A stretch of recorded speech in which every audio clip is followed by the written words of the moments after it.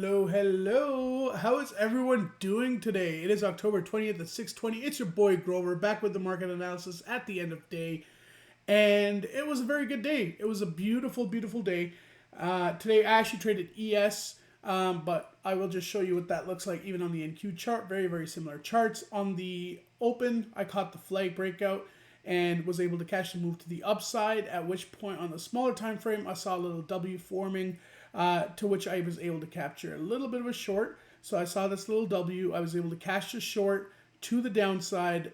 Not a big move, but what I did not expect was this fade all day long after that. And this reminds me a lot of what happened yesterday, right? Right off the open, we kind of had this little pop, and oh, am I looking at? There we go. There we go. Right off the open, we had this little bit of a pop, and then we faded all day, right? That's exactly what happened yesterday, and that's exactly what happened today. We had a pop, and then all day fade, right? So it was very much similar to how yesterday was played. Unfortunately, I did not see this coming, and I did not want to chase any of this down. So I waited for it to kind of do its thing, and I waited for this demand zone. And at the demand zone, I caught some of the moves up. So what I actually did was on ES, the chart looks very, very different. So on ES, actually looking very weak in comparison to NQ. NQ has still been able to, kind of hold this base. ES is now flagging right underneath that. But regardless, the last move I had was this kind of move to the upside and had some covers up there. But let's take a look. This 37.48 rejection on ES was pretty much where we rejected yesterday as well.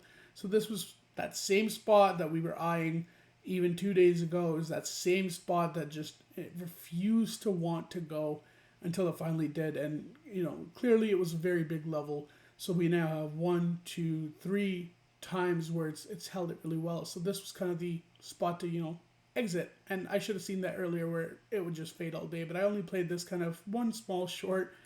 All good. Let's take a look at DXY. What is DXY doing? So all day today, DXY kind of just was on this uptrend.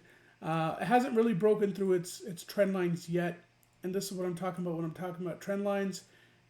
This guy is what I'm looking to, once this breaks, we should see a good move to the upside, especially targeting, that area right there, or, for the short term, that area right there, right?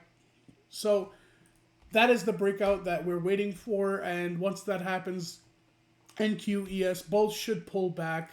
The other thing I want to take a look at is US oil. We have OPEC coming up tomorrow, and this is going to be a big, it's going to be a big decision. We're going to figure out what's going to go on with OPEC pulling back and on their supply.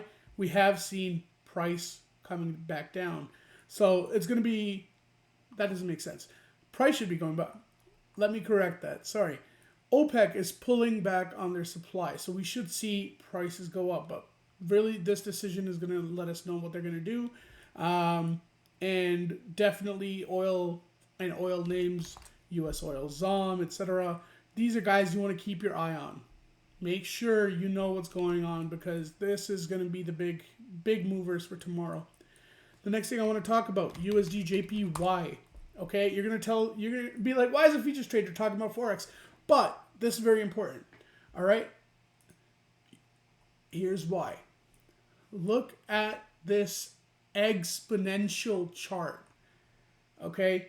Absolutely, it's ridiculous. We had one flag, two flag, and it's going. It has not stopped. Now we are at that critical level. We're at 150. Okay? Power of 10. 150 is a big psych number. Everyone knows that. So we're going to see what kind of happens here. All right? And this looks like it's very extended, right? Everyone looks at this and they're like, well, this needs a pullback, right? So we're going to see, is the market going to get a pullback? Because this is looking very, very dangerous for the Japanese yen right now. And as everyone knows, BOJ, they're facing a lot of issues, right? We had issues with, obviously, UK and their gilts and their bond market. And it's just absolutely ridiculous. The market, And that is something you have to keep your eyes on, right? We are in a bear market, and for good reason. We're seeing a market where we may potentially see sovereign debt crisis, right? DXY is just literally skyrocketing. So we are not in a good position here, guys. Everything is still very, very bearish, okay? And the only thing that we need to do right now is kind of make sure that we're able to manage our risk. So keep your eyes on all of these different things, right? Keep an eye. Make sure that you are aware of what's going on in the markets. So that's pretty much all I had for today. I did miss one thing, actually. US 10-year. Also, same thing, right? Today, just upwards momentum, continuation to that 4.25%, okay? So, like I said, guys, everything is still very, very bearish for the stock markets right now. So any pop you see, you will see dropping. Any drops, the market just doesn't know what to do right now. It's consolidating. It's in a relief bounce, and you just want to manage your risk as much as you can, especially if you're swinging, right? And if you're swinging, this is what you're looking at. Everything is still very much in bear territory, and a lot of people are expecting, this big drop to come in ES. Nasdaq and SPY. When that's going to happen, I don't know, and I don't personally care for timing the markets. I day trade, but it's good to know the market conditions. So that's all I had for today, guys. Hope you had a fantastic day, and I will catch up with you tomorrow. Deuces.